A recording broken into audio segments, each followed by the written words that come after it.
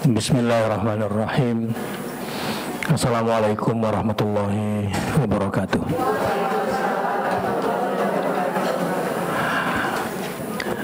Alhamdulillahil karimir rahman, allamal Qur'an, khalaqal insan, allamahul bayan. Asyhadu an la ilaha illallah wa asyhadu anna Muhammadar Rasulullah. Allahumma fassalli wa sallim wa barik ala nabiyyina wa habibina wa syafi'ina wa qa'idina wa maulana Muhammadin sallallahu alaihi wasallam wa ala alihi wa sahbihi wa sallim. Subhanaka la ilma lana illa ma 'allamtana innaka antal alimul hakim. Subhanaka la ilma lana illa ma 'allamtana innaka antal alimul hakim. Subhanaka la ilma lana illa ma 'allamtana innaka antal alimul hakim.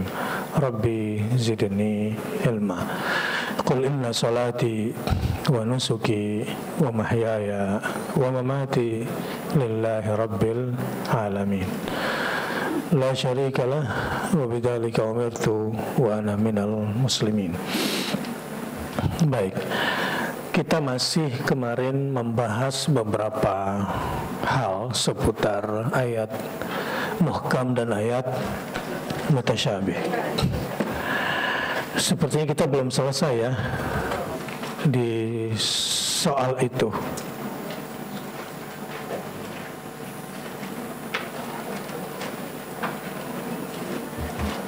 Di ayat berapa? 7 sampai 9 ya.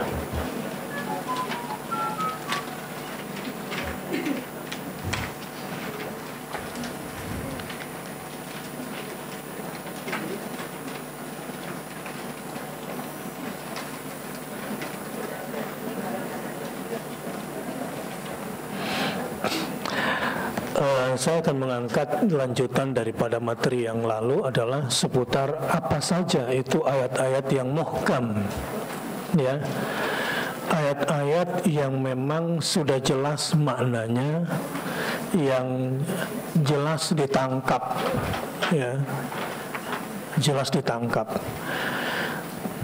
Sementara sebetulnya ada yang sudah jelas tapi masih dipelintir-pelintir juga. Contoh yang beredar sekarang ini ayat tentang pemimpin kafir, ya, soal Al-Maidah. Ini yang sekarang ribut ya. Baik.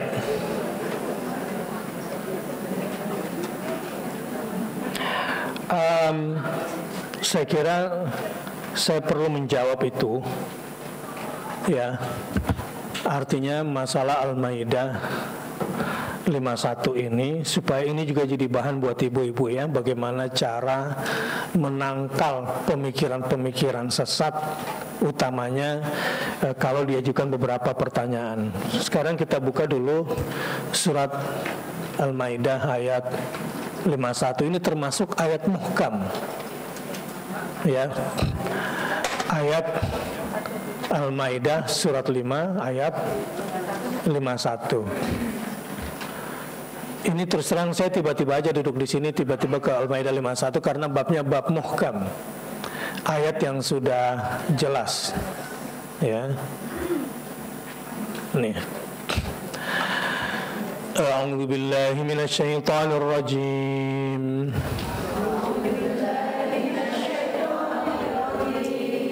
Bismillahirrahmanirrahim.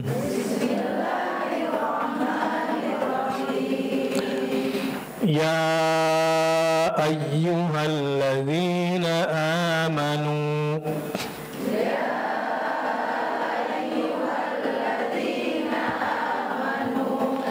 la tattakhidhul yahuda wan nasara awliya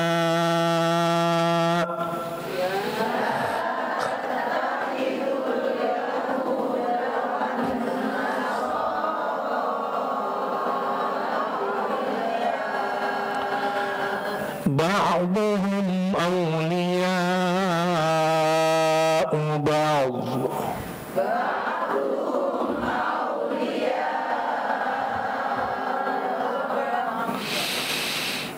man yatawallahum minkum fa innahu minhum.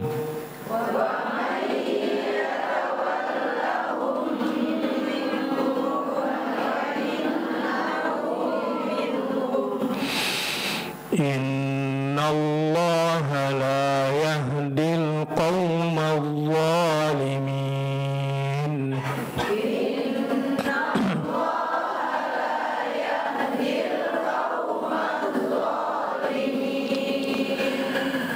Ya ayyuhalladzina amanu, hai orang-orang yang beriman, la tattakhidhu, janganlah kamu mengambil atau menjadikan al-Yahuda, orang Yahudi, wan Nasara, orang Nasrani, auliya, menjadi pemimpin-pemimpin. Nah, cuma sekarang ayat terjemahan ini lagi disalahkan juga oleh sebagian orang. Masa aulia itu pemimpin gitu. Jadi aulia itu dia pikir nggak harus pemimpin, bisa ya nggak harus pemimpin juga menurut dia gitu. Ya, hari ini kita sedang menyaksikan langsung fenomena tentang orang-orang fi qulubihim zaygun, ya, orang yang di dalam hatinya ada kecenderungan untuk menyimpang di ayat yang sedang kita pelajari. Ya, kan ayat yang kita pelajari surah Ali Imran ayat 7 sampai 9. Minggu lalu sudah kita bahas ya. Oh, yang nggak hadir takutnya nggak update, kita update dulu lah ya. A'udzu billahi minasy syaithanir rajim. Bismillahirrahmanirrahim. Huwallazi anzala 'alaikal kitaba minhu ayatun muhkamatun hunna ummul kitab wa ukharu mutasyabihat. Fa الذين في قلوبهم زيغ فيتبعون ما تشابه منه ابتغاء الفتنة وابتغاء تأويله وما يعلم تأويله إلا الله والراسخون في العلم يقولون آمنا به كل من عند ربنا وما يذكر إلا أولو الألباب. Dialah Allah yang telah menurunkan Alkitab yaitu Al-Quran kepadamu. Di antara isinya ada ayat-ayat yang muhkamat, ayat-ayat yang sudah jelas hukumnya. Ayat-ayat yang sudah jelas itulah pokok-pokok isi Al-Quran, Ummul Kitab. Namun di sisi lain ada ayat-ayat yang mutasyabihat, yang punya banyak interpretasi takwilnya. Adapun orang-orang yang di dalam hatinya condong kepada kesesatan. Nah, sekarang kita lihat nih ya, antara yang hatinya lurus dengan yang hatinya condong pada kesesatan. Hari ini kita semua pada ngaca sama Al-Quran, bercermin pada firman Allah. Enggak usah berdebat di grup itu dulu. Mari bercermin dulu, nanti kelihatan hati kita ini ketika berdebat ini sebetulnya pro kemana gitu. Ya, condong kemana? Nanti kita lihat, kita ngaca di sini.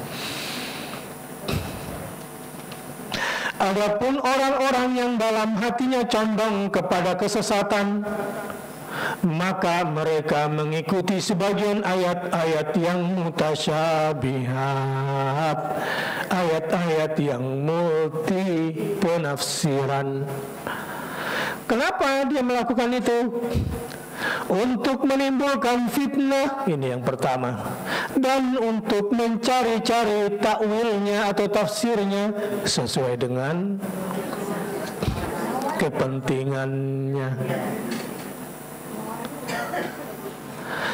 Padahal tidak ada yang mengetahui tafsirnya atau takwilnya melainkan Allah. Yang paling pasti cuma, tapi dia demen nih main-main di wilayah ini.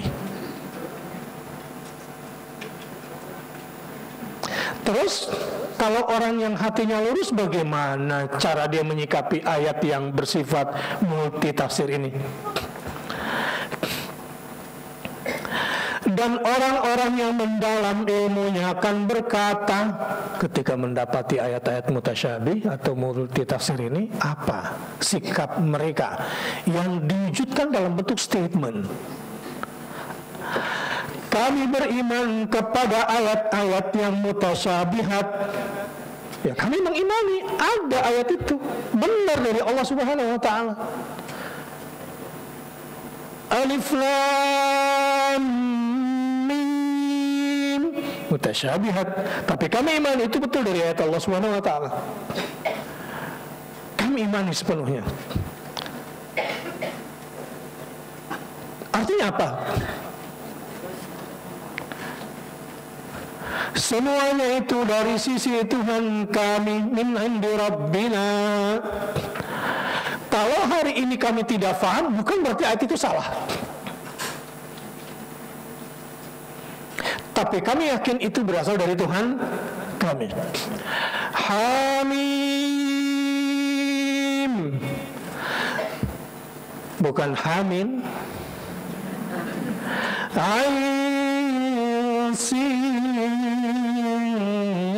Qaf, bukan ainin summa sinin wa qafiha gitu. Ditambah lagi himayatuna jibaluna zalzala gitu. Bukan, nggak ada tambahan-tambahan itu. Ya seperti itu persis. Kami nggak berani bermain-main dengan ayat itu. Tapi ada sejenis kanjeng nggak jelas yang bermain dengan ayat-ayat ini. Ustadz, itu ada doktor, itu ada profesor, itu ada kiai yang mendukung itu. Rubbama, mungkin saja fi qulubihim zayghun.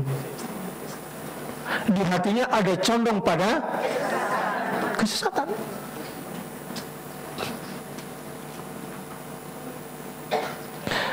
Kelihatannya pakai ayat, pakai sorban. Namanya taat pribadi. Kenapa punya gelar kanjeng? Kenapa ada kata Dimas? Jawabannya, kanjeng dalam dunia mitologi. Nah, kanjeng dalam dunia apa? Mitos. Bukan dalam dunia sosiologi Jawa yang berarti orang yang kalau dipanggil kanjeng berarti apa tuh? Mulia, terhormat.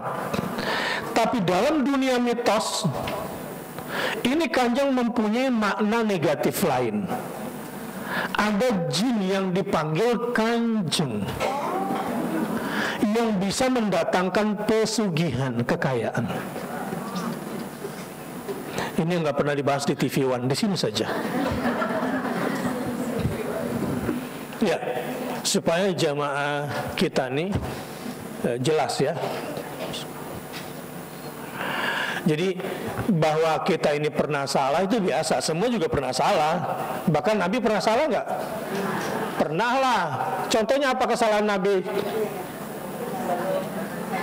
Abasa wa tawalla an ja'ahul a'ma.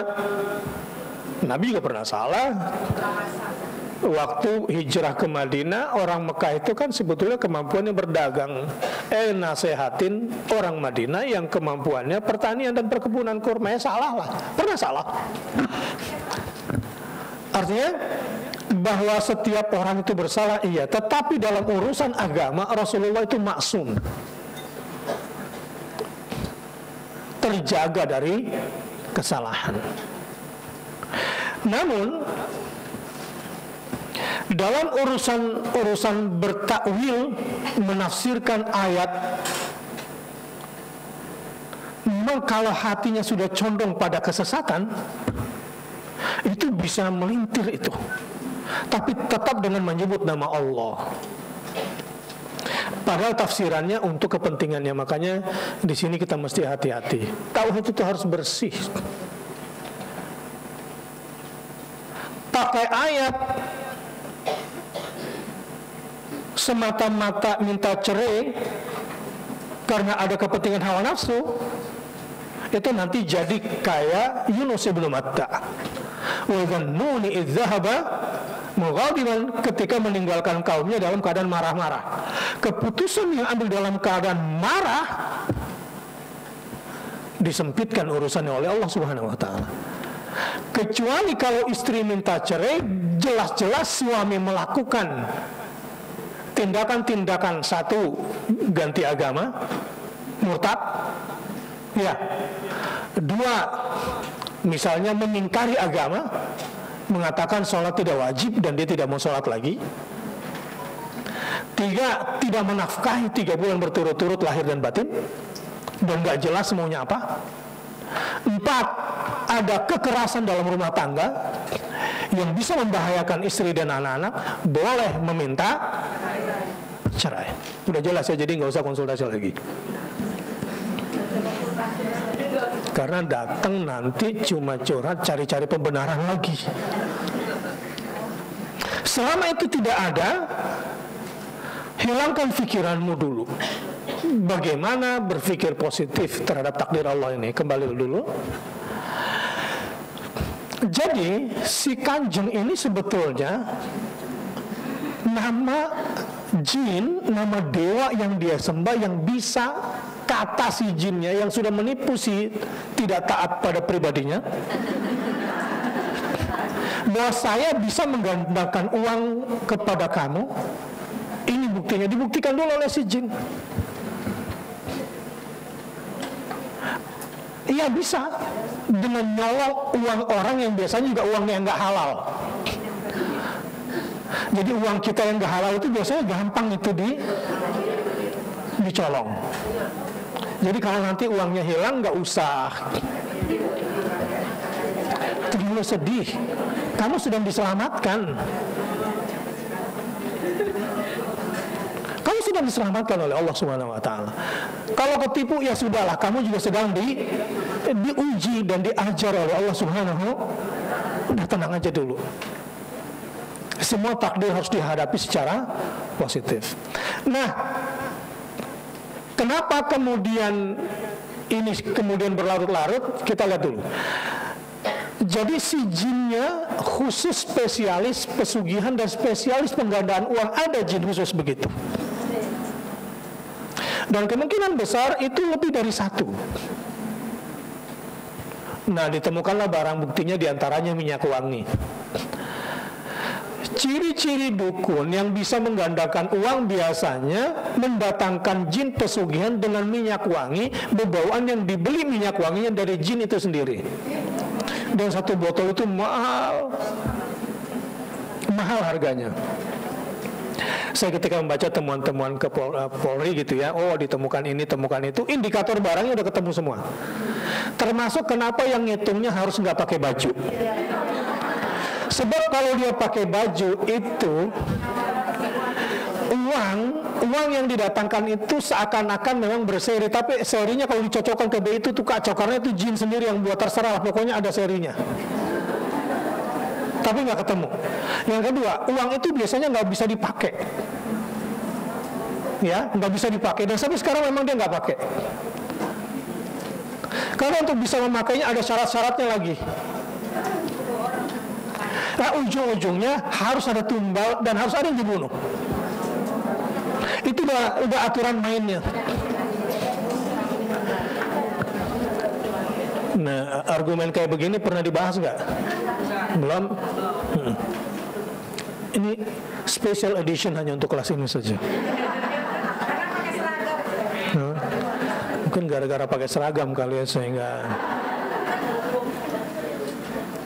Baik, jadi dalam saat tertentu si jin itu bisa mendatangkan uang asli, tapi itu hasil curian.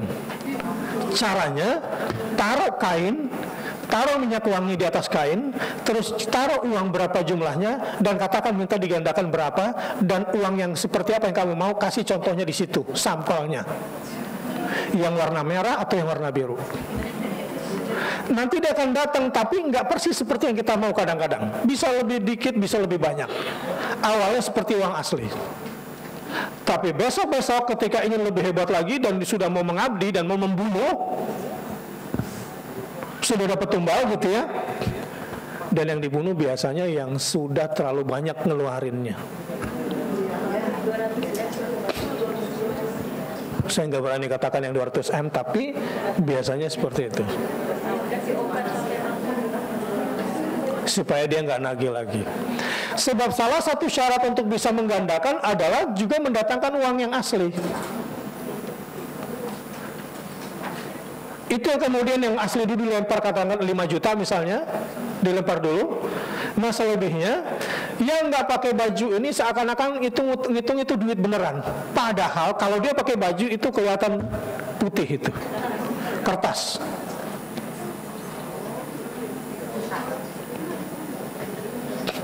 Itu syaratnya kenapa pada nggak pakai baju.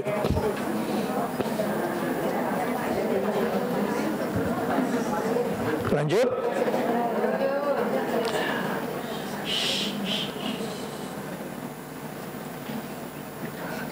Coba deh buka tafsir mimpi, ya. Tapi dari Ibnu Sirin. Uang itu simbol apa? Enggak ada uang itu simbol karomah, enggak ada. Pokoknya kalau ibu-ibu dapat uang dalam mimpi, siap-siap apes besoknya. Sebab uang itu bukan simbol kebaikan. Mau cerita apa? Dalam hadis-hadis Nabi SAW, kalau bicara tentang dinar dan dirham, itu konotasinya negatif.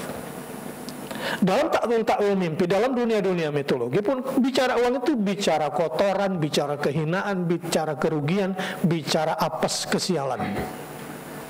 Kok bisa percaya bahwa karomah itu karena bisa mengeluarkan uang dari tangannya? Duduk sampai di sini. Jadi mungkin orang-orang ini kurang kuat tauhidnya, kurang bersih, sehingga kemudian tergoda karena mau digandakan uangnya pakai nama-nama lillahi ta'ala. Padahal kita udah belajar tuh dari, kalau kita kan di sini udah belajar ya tentang konsep infak sampai riba ya di surat Al-Baqarah ya, yang saya suruh hafal itu. Kalau mau menggandakan yang benar itu sudah kita ajarin ilmunya kan, detail itu. Ya, itu udah jelas dan itu pasti datang dari Allah Subhanahu wa taala. Bersyukurlah udah punya ilmunya nih. Ngelmu. Yang di luar sana, yang sama Kanjeng ini adalah sebuah kesesatan.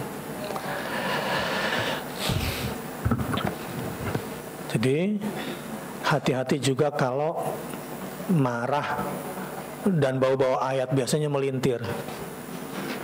Ya. Dan orang-orang yang mendalam ilmunya berkata, kami beriman kepada ayat-ayat yang mutasyabihat, semuanya itu datang dari sisi Tuhan kami, dan tidak dapat mengambil pelajaran daripadanya melainkan orang-orang yang ulul albab, yang senantiasa berzikir, yang senantiasa menggunakan akal sehatnya, orang yang senantiasa berpikir mendalam. Wa ma yadhakkaru illa ulul albab. Nah, kita baru sampai sini kemarin judulnya, ya, baru ayat 7. Nah sekarang kita masuk kepada ayat yang sudah muhkam contohnya. Kemarin saya sudah sampaikan beberapa contoh ayat yang sudah muhkam. Nah sekarang terkait dengan konteks kekinian dan kejakartaan dan kepilkadalan.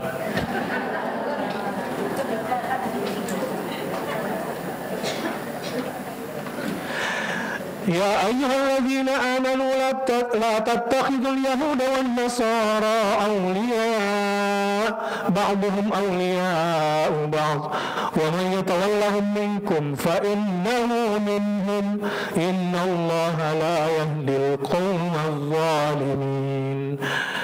Hai orang-orang yang beriman, memang yang beriman saja nih yang bisa.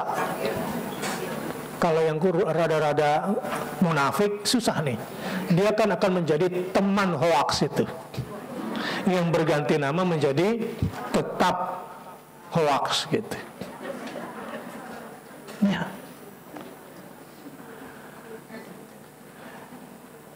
Janganlah kamu mengambil orang Yahudi dan Nasrani menjadi pemimpinmu. Jangan. Aturannya jadi gimana Tuhan? Sebagian mereka adalah pemimpin bagi sebagian yang lain. Yahudi dipimpin oleh Yahudi, Nasrani dipimpin oleh Nasrani, Muslim oleh yang Muslim. Sarah Ustaz ngomongin agama hari gini masih percaya sama. Oke, ini perlu saya rombak, cuci otak dulu. Apa artinya Sarah? Kependekan dari apa? Suku, agama, dan ras. Dan aliran gitu. Adat atau aliran? Adat. Agama di situ disetarakan dengan suku, nggak boleh diomongin. Goblok. Orang yang takut membicarakan agamanya gara-gara dilarang dengan istilah Sarah ini blow on. Kenapa? Kita dilarang berbicara tentang agama kita dalam memilih pemimpin, dalam berpolitik. Weh, lu hapus dulu tuh sila pertama. Ketuhanan yang Sarah nggak itu? Kalau memang nggak boleh bicara agama, hapus itu undang-undang dasar atas berkat rahmat. Sarah nggak ini mengartikan kemerdekaan atas berkat rahmat? Oh.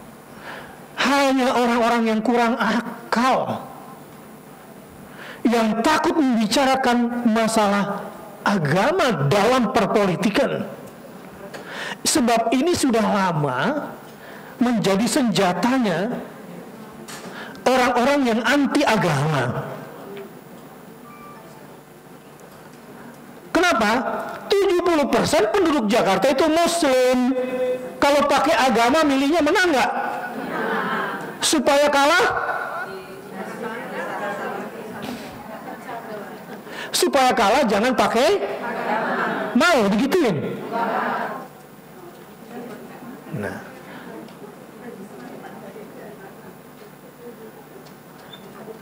di Amerika boleh yang ortodoks atau yang Katolik milih yang Katolik, menolak yang bukan.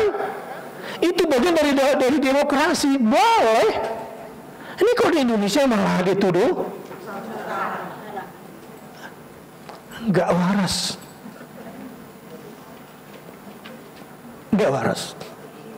Suku boleh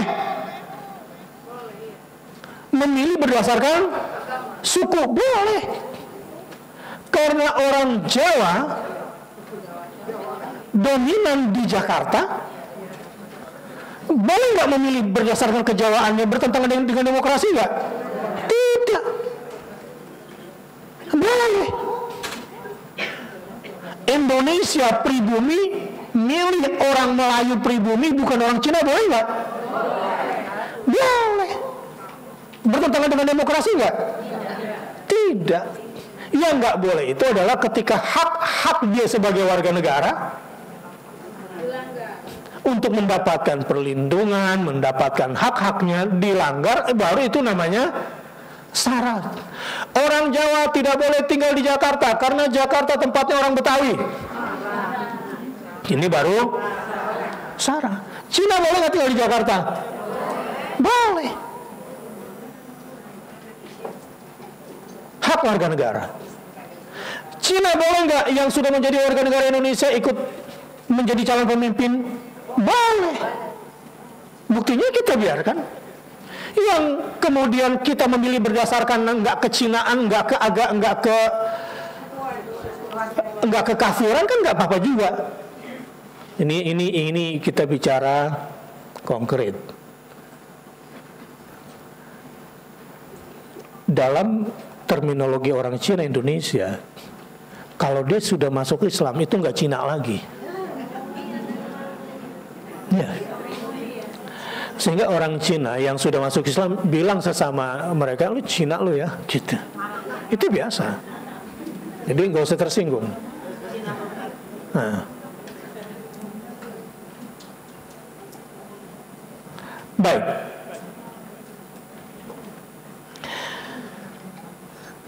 Hanya orang-orang yang ragu pada agamanya, yang takut memilih berdasarkan agamanya. Ini bahaya. Ini berbahaya. Sinarmas punya tanah di Indonesia 5 juta hektar. Jakarta saja luasnya 60.000 hektar. Jadi berapa negara yang dia punya itu? Ini berkeadilan yang sosial nggak? Nggak ada keadilan sosial di sini. Nah, untuk itu, saya cuma ingin ngebangunkan saja supaya pikiran kita ini nggak terkungkung. Ketika kaum feminis, homoseks dan lesbian menuntut KPAI, menuntut KPI, menuntut agar dibebaskan itu perilaku homoseks karena mengaku dilindungi oleh undang-undang, jawaban kita sederhana. Hak hidup kamu, hak hajat hidup kamu di Indonesia dilindungi oleh undang-undang. Tapi gaya hidup kamu bukan cuma bertentangan dengan kemanusiaan yang adil dan tapi hewan pun bertentangan sama kamu. Ya. Jadi ini semua hati-hati dengan doktrin-doktrin sesat kebebasan. Saya akan bantu nanti, termasuk bagaimana debat.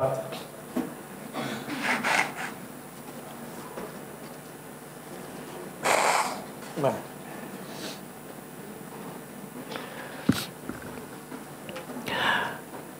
Barang siapa di antara kamu mengambil mereka menjadi pemimpin, wa may yatawallahum minkum fa innahu minhum, maka sesungguhnya orang itu termasuk golongan mereka.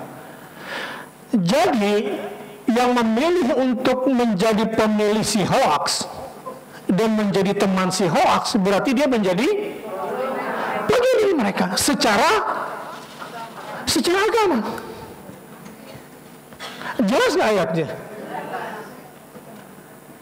Yang menjadikan mereka sebagai pemimpin berarti bagian dari mereka.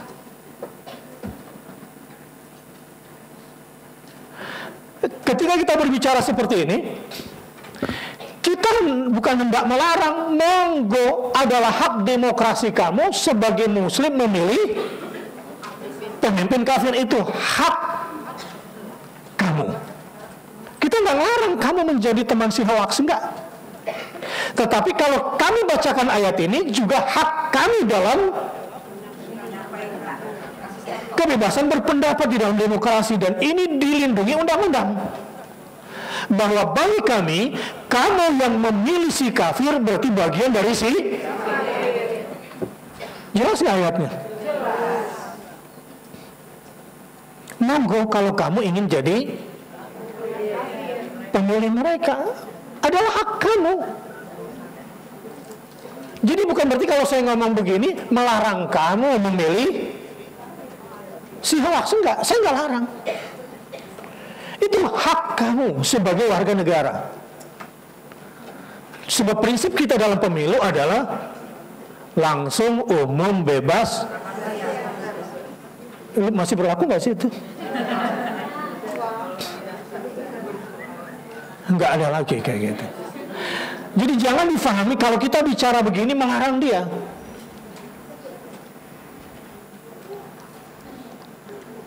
Innallaha la yahdil qaumadz zalimin. Setelah itu, jika masih ada yang memilih pemimpinnya dari kalangan Yahudi dan Nasrani padahal dia sebagai Muslim, Allah ingatkan, sesungguhnya Allah tidak memberi petunjuk kepada orang-orang yang zalim. Jadi memilih pemimpin yang bukan Muslim adalah sikap zalim, karena menempatkan sesuatu bukan pada tempatnya, dan itu berbahaya. Nah, ceritanya yang fi qulubihim zaygun, mendebatlah pakai ayat juga. Jangan cuma lihat Maidah 51 dong. Ini si hoax bilang di Pulau Seribu, silakan aja kalau mau dibodoh-bodohin oleh Maidah 51.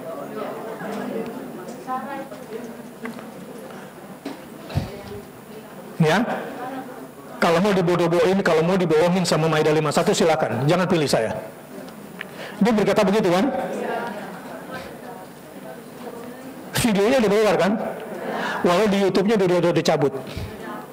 Untung kita semua udah download. Masuk. Tunggu kali kita lagi proses.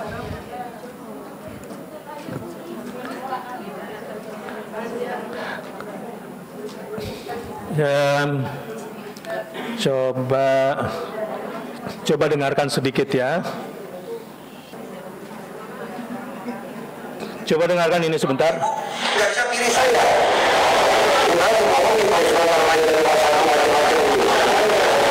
Itu hak Bapak Ibu. Ya. Jadi Bapak Ibu perasaan. Saya ulangi ya. Bapak Ibu nggak bisa pilih saya.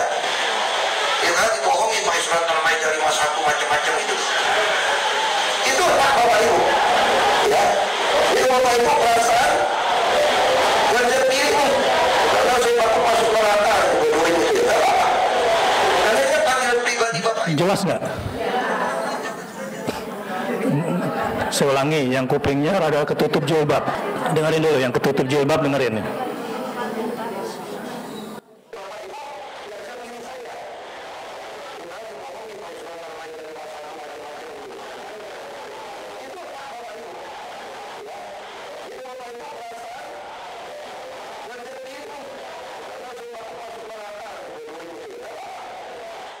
Dibohongin tuh, kan gitu.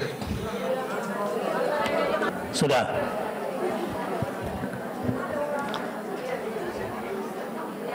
Nah, ini tadabur situasi. Lalu ada yang bertanya, Ustadz, jangan cuma melihat ayat itu aja dong, lihat juga ayat lain. Ayat yang mana? Nah, ini yang fi qulubihim zaygun, yang di dalam hatinya condong pada kesesatan, pembela si hoax ini meminta kita untuk melihat ayat. Ayat yang mana? Ini saya bacain dulu, karena tadi pagi saya di forward dan ada yang minta tolong dijawabkan. Di FB dia nulis gini, Ustadz, mohon pencerahan tafsir dari ayat-ayat sebagai berikut. Quran surat Al-Maidah ayat 51 disandingkan dengan Quran surat Ali Imran 113-115. Oke. Ali Imran 113-15.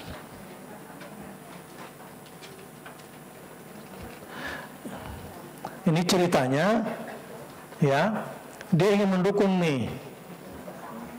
Kita digiring kepada ayat ini. Lihat, hanya yang kurang ilmu dan kurang iman yang tergoda. A'udzu billahi minasyaitonir rajim. Laisu sawa'a min ahlil kitab ummatun qa'imatun yatluna ayatillahi ana'al laili wa hum yasjudun. Mereka itu tidak sama. Jadi ada ayat di atasnya, ada orang-orang fasik. Ya, ada orang-orang fasik yang mengingkari agama dan berdosa besar. Di sini dikatakan dalam Al-Quran mereka itu tidak sama. Di antara ahli kitab Yahudi dan Nasrani ada golongan yang berlaku lurus. Enggak semuanya Yahudi dan Nasrani itu bejat. Mereka membaca ayat-ayat. Kalau Syekh Laks ini baca atau melecehkan? Mereka membaca ayat-ayat Allah pada beberapa waktu di malam hari. Sedang mereka juga bersujud atau sholat juga. Jadi ada ahlul kitab yang jujur setelah kedatangan Muhammad SAW. Ada yang jujur, mereka baca kitab di malam hari dan mereka juga sujud di tengah malam. Di antara ahlul kitab juga disebutkan di sini, yu'minuna billahi wal yawmil akhir wa ya'muruna bil ma'ruf wa yanhauna 'anil munkar wa yusari'una fil khairat wa ulaika minas salihin. Ada ahlul kitab Yahudi dan Nasrani yang juga saleh. Apa kriterianya? Mereka beriman kepada Allah, mereka juga beriman kepada hari akhir. Mereka menyuruh kepada yang ma'ruf dan mencegah dari yang mungkar, dan bersegera kepada mengerjakan berbagai kebaikan. Mereka itu termasuk orang-orang yang, jadi orang Yahudi dan Nasrani yang kita harus hargai, yang orang beriman Muslim ini harus menghargai mereka, berbuat baik kepada mereka, sama seperti kita adalah kalau dia yang beriman kepada Allah, bukan kepada yang tiga. Tuhan punya anak, Tuhan punya bapak, bukan itu. Yang berketuhanan yang maha esa, yang hanya satu Tuhannya, Allah. Ada enggak? Ada. Berapa? Illa qalilan minhum, digambarkan dalam Al-Quran. Ada tapi sedikit jumlahnya. Apalagi kriterianya? Mereka beriman kepada hari penghabisan, hari akhir, hari kiamat. Dia nggak mendustakan hari kiamat. Maksudnya semua tindakan-tindakannya berorientasi ke akhiratan, bukan hanya untuk kepentingan dunia. Sementara si hoax mengajarkan yang penting di Jakarta itu penuhin kantongnya, penuhin perutnya, selesai.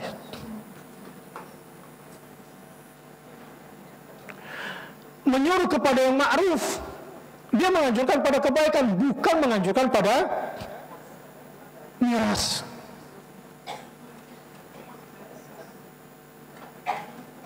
Dan mencegah dari yang mungkar, melarang korupsi termasuk reklamasi, itu ilegal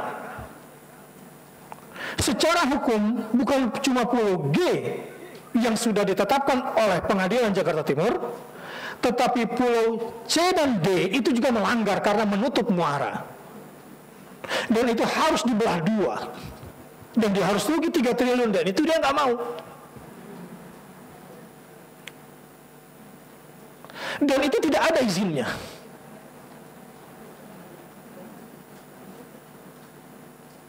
Mencegah dari yang mungkar nggak? Yang bertanggung jawab terhadap penghentian reklamasi, nomor 1 adalah gubernur, nomor 2 adalah KLHK, dan yang ketiga adalah pengadilan. Yang nomor 1 ini pengecut, dia nggak berani menyetop itu, cuma ngoceh-ngoceh aja di TV, tapi dia nggak berani. Jadi yang paling bertanggung jawab pertama kali adalah kepala daerah yang harus menghentikan reklamasi. Mencegah dari yang mungkar atau tidak?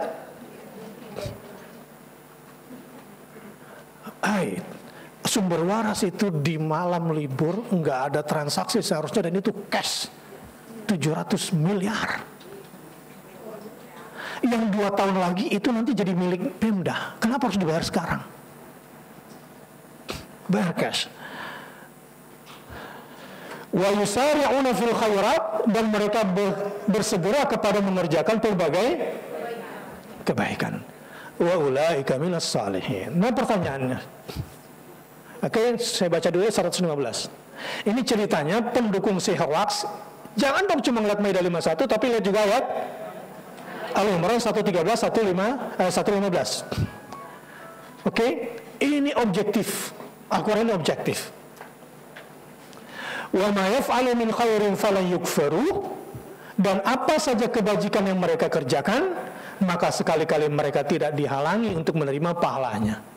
Jadi orang Yahudi dan Nasrani yang berbuat kebajikan seperti di atas berdasarkan iman kepada Allah dan hari akhir, dapat pahala nggak? Dapat. Saudara kita nggak dia? Saudara kita sesama solehin nggak? Iya. Asal memenuhi kriteria. Wallahu alimun bil muttaqin, dan Allah Maha mengetahui orang-orang yang. Tapi pertanyaannya, apakah ayat 113 sampai 115 mementahkan Maidah 51?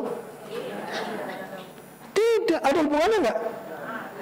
Jadi kalau Maidah 51 disandingkan dengan ini, judulnya apa? Judulnya adalah tetap tidak boleh memilih pemimpin dari golongan Yahudi dan walaupun sudah sesuai kriteria ini. Karena ini berkaitan dengan kriteria, sementara Maidah 51 berkaitan dengan memilih.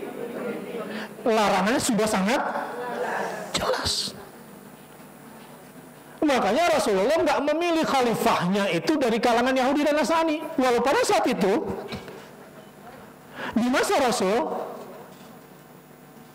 ada nggak Yahudi dan Nasrani yang baik? Ada. Sahabat disuruh memilih mereka nggak? Enggak. Orang Yahudi disuruh berhukum kepada hukum Yahudi dan mengikuti pemimpin Yahudi di Madinah. Orang Nasrani diminta untuk berhukum kepada hukum Nasrani dan mengikuti pemimpin mereka yang berada di Madinah. Enggak bisa kemudian si Muslim suruh ikut Yahudi dan jadi kepemimpinan itu sudah jelas.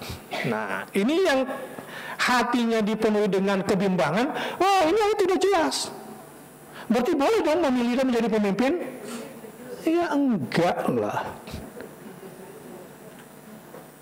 Karena antara kriteria orang baik dengan kriteria yang boleh jadi pemimpin, dua hal yang berbeda. Jelas? Ini dua hal yang berbeda dalam akidah. Kita disuruh melihat lagi misalnya surah Al-Maidah 82-85. Kita buka. Jadi kalau ibu nanti mendapatkan pertanyaan gini, jadi sudah bisa jawab. 82 sampai 85. Nih lihat. Inilah ayat muhkam yang dipelintir-pelintir oleh orang yang hatinya condong pada kesesatan. A'udzu billahi minasyaitonir rajim. La tajidanna ashaddan nasi 'adawatan lil ladzina amanu al-yahuda wal ladzina asyraku. Wa la tajidanna aqrabahum mawaddatan lil ladzina amanu alladzina qalu inna nasara. Karena dia mau bilang ini nih. Dzalika bi anna minhum qissisina wa ruhbana wa annahum la yastakbirun.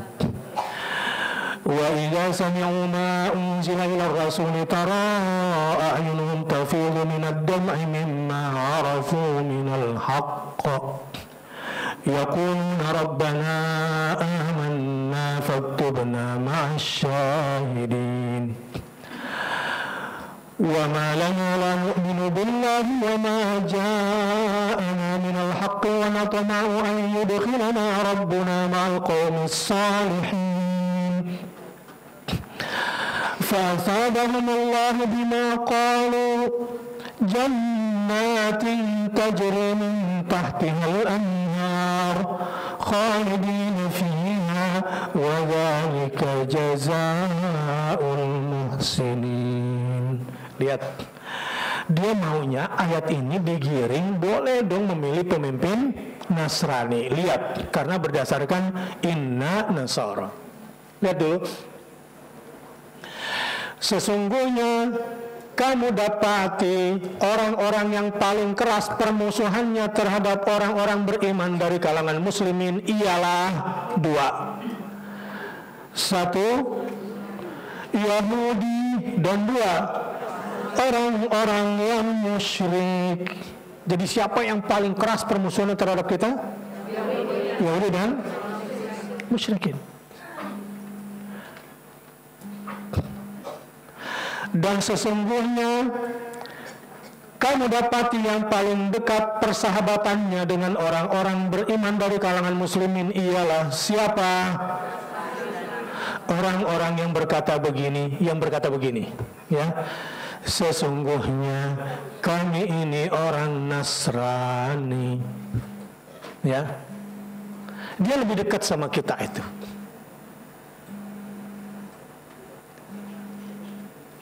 Orang-orang yang berkata kami ini orang. Kenapa? Jangan sembarang orang dulu. Nasraninya sing gede.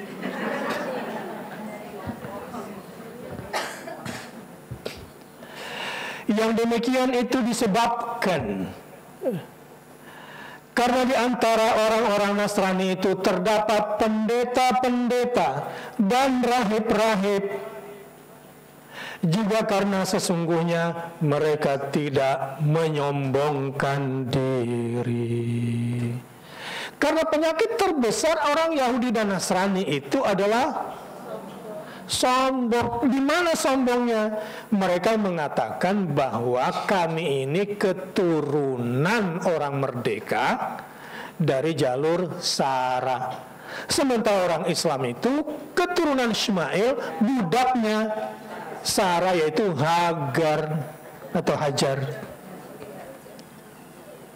Kita ini orang keturunan budak yang beragama kaum budak. Itu dalam persepsi kesombongan mereka.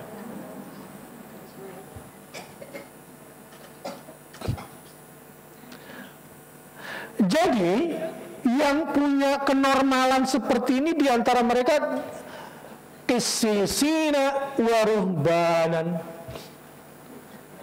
pendeta-pendeta yang normal dan rahib-rahib yang normal, yang kriterianya tidak menyombongkan. Jelas nggak? Ini ayat melintir nggak? Jelas nggak sih ayatnya? So, apakah ini menandakan bahwa kita harus dan boleh memilih dia jadi pemimpin? Tidak. Memilih pemimpin adalah dengan kriterianya sendiri. Sementara menilai Yahudi dan Nasrani, siapa di antara mereka yang musuh, siapa mereka yang bisa dijadikan sahabat, ini soal kriteria. Siapa musuh, siapa sahabat. Bukan kriteria siapa dijadikan. Beda nggak? Jelas. Di antara kriteria mereka yang dekat sama kita itu, ini ada tambahan ini kriteria nih.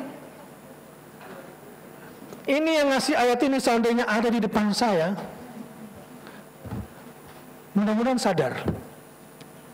Kriteria orang Nasrani yang baik sama kita itu begini. A'udzubillahi minasyaitonirrajim. Wa idza sami'u ma unzila ila rasul tara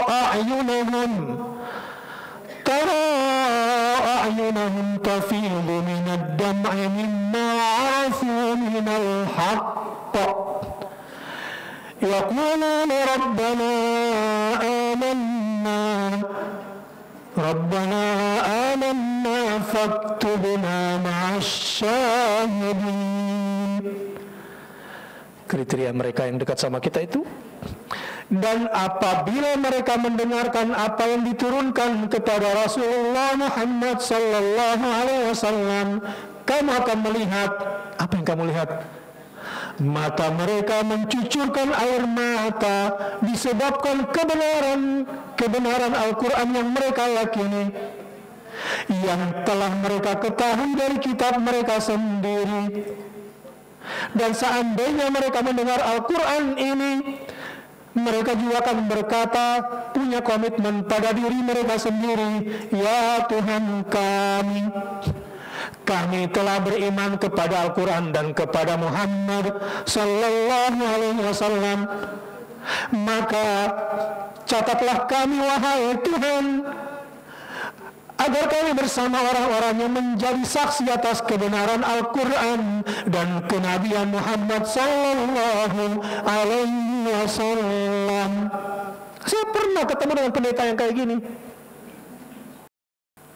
cuma sedikit, kebanyakan gak normal, kayak yang ngomong di Kepulauan Seribu itu.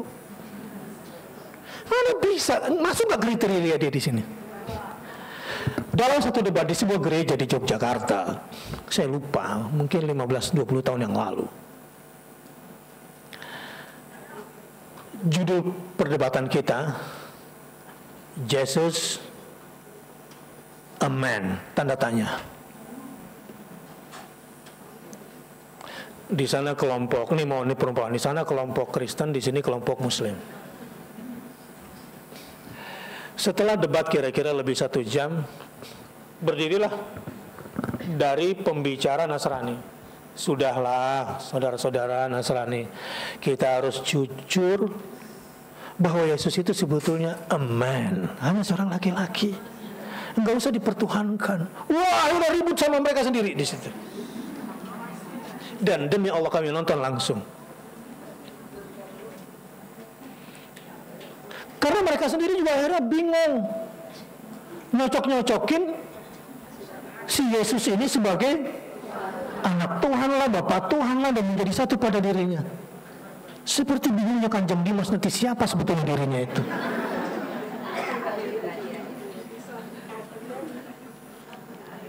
Jadi ada nggak orang Nasrani kayak gitu? Ada, dan demi Allah saya lihat itu di depan mata. Dokter itu. Wah, akhirnya kelompok mereka tuh marah sama pendeta ini, dan gak dilanjutkan lagi diskusinya. Jadi kita nggak bicara menang kalah juga dalam hal itu. Jadi kita nggak merasa menang juga. Dan inilah isi hati mereka, faktubna ma'asyahidin. Dan ini komitmen mereka. A'udzubillahi minasyaitonirrajim. Wa ma lana la nu'minu billahi wa ma ja'ana minal haqq wa natma'u an yudkhilana rabbuna ma'al qaumis salihin. Mengapa kami tidak akan beriman kepada Allah dan kepada kebenaran yang datang kepada kami? Padahal kami ini sangat ingin agar Tuhan kami memasukkan kami ke dalam golongan orang-orang yang saleh. Orang-orang salehnya tadi sudah kita bahas di surah Al-Imran. Ciri-ciri orang solehnya kan, dia pengen banget seperti itu. Enggak mungkin lah kami enggak beriman, kami harus beriman, dia bilang begitu. Ayat 85, orang ini akhirnya dibalas oleh Allah. Fa'asabahumullahu bima qalu, maka sawabuhum jannatin tajri min tahtihal anharu khalidina fiha wa dhalika jazaa'ul muhsinin. Maka Allah memberi mereka pahala terhadap perkataan yang mereka ucapkan. Apa pahalanya? Surga yang mengalir sungai-sungai di dalamnya, dan mereka juga akan kekal di dalamnya. Jadi Yahudi Nasrani gini masuk surga nggak? Masuk.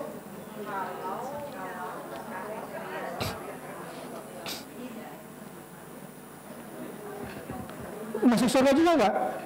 Masuk. Tentu kalau beriman kepada Allah dan beriman kepada Muhammad Sallallahu Alaihi Wasallam, di ayat ini ujungnya, dan mau jadi orang saleh.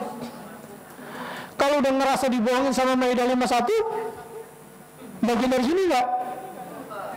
Ya enggak lah.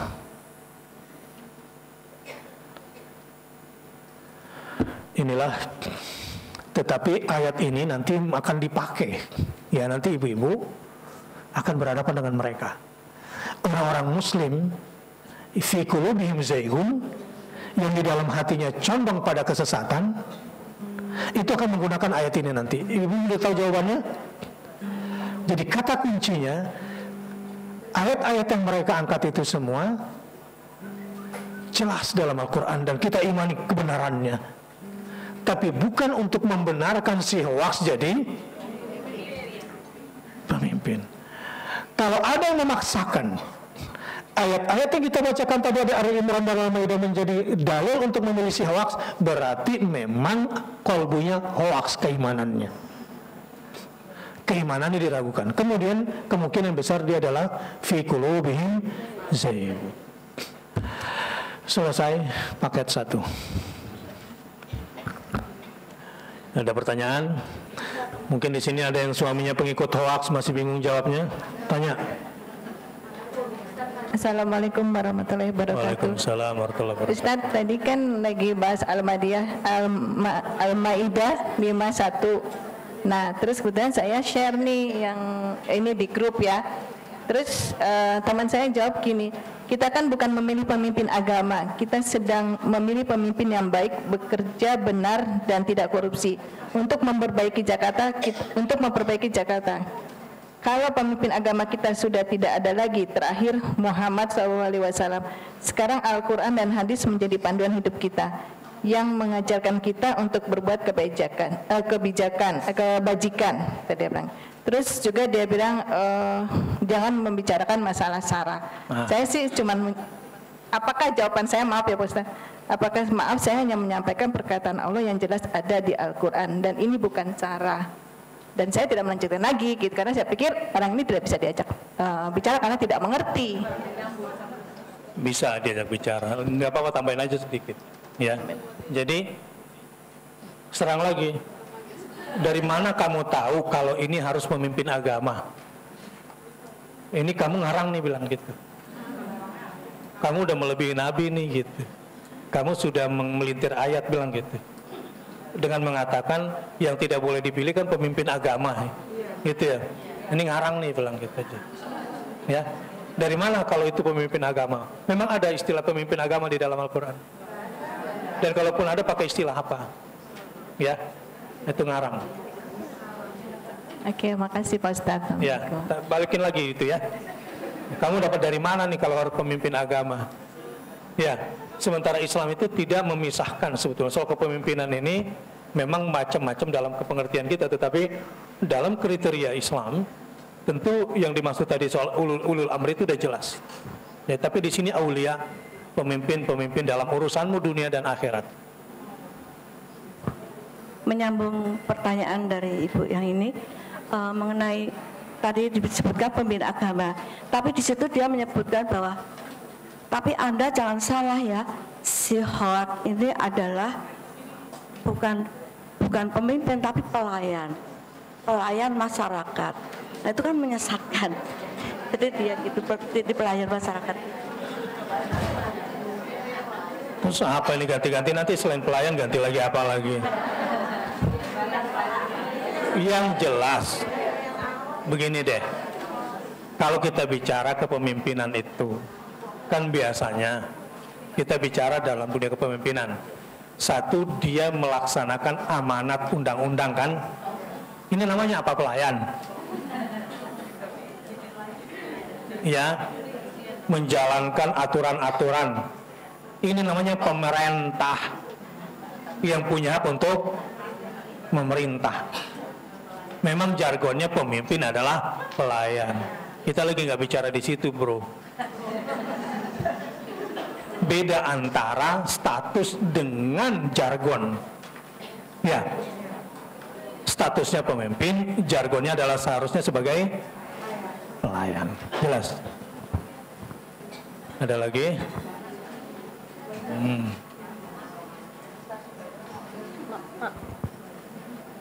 Assalamualaikum warahmatullahi wabarakatuh. Waalaikumsalam warahmatullahi. Saya di sini cuma ingin menambahkan aja hati-hati terhadap yang berkembang di masyarakat juga soal pilkada sekarang ini.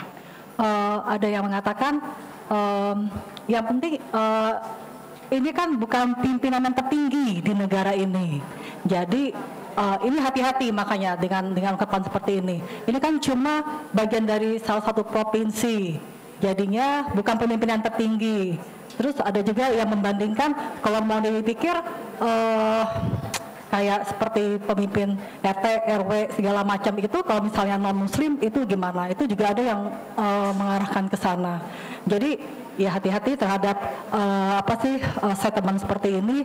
Juga ada yang membandingkan gimana dengan seperti negara yang bukan negara, maksudnya provinsi yang mayoritasnya non muslim seperti misalnya di Papua atau di Manado atau misalnya di Maluku. Ya, ini jebakan-jebakan pemikiran semua ya. Jadi ya saya ingatkan ini aja, tambahan aja. Ya. Assalamualaikum warahmatullahi wabarakatuh. Saya kira udah jelas. Yang jelas dia punya kekuatan kemarin itu untuk memerintahkan kepolisian, memerintahkan tentara, gusur suka-suka gitu ya.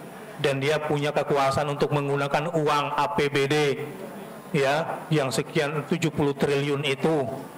Jadi jangan dianggap enteng dengan istilah-istilah, dibohongin dengan berbagai macam dalih-dalih yang tidak benar. Kalaupun itu bisa kita terima argumen itu ketika ini pemimpin perempuan, nanti kita bisa berbicara fikihnya ya, karena masih ada yang di atasnya presiden. Oke. Assalamualaikum. Ya. Jadi siapa yang paling bertanggung jawab atas kekurangan ilmu sebagai umat muslim terbesar di Indonesia untuk menghadirkan contoh pemimpin terbaik gitu. Jadi kalau saya melihat kan semua membicarakan tentang kenapa. Karena itulah kita berada di sini. Tugas saya mendidik ibu-ibu, bacain ibu-ibu, dan saya lagi jalanin tugas. Jelas? Iya, kecenderungan gimana ya, Mas? Adapun orang-orang yang punya kecenderungan sesat itu di luar domain saya. Walaupun sudah ngaji tapi masih kayak begitu kelakuannya, ya itu urusan dia pribadi. Makasih. Apalagi? Saya ditanya, jadi Ustadz pilih siapa sampai sekarang? Saya belum putuskan milih. Yang jelas saya pilih muslim dulu. Ya muslim dulu, terserah kamu sok yang mana. Ya itu dulu.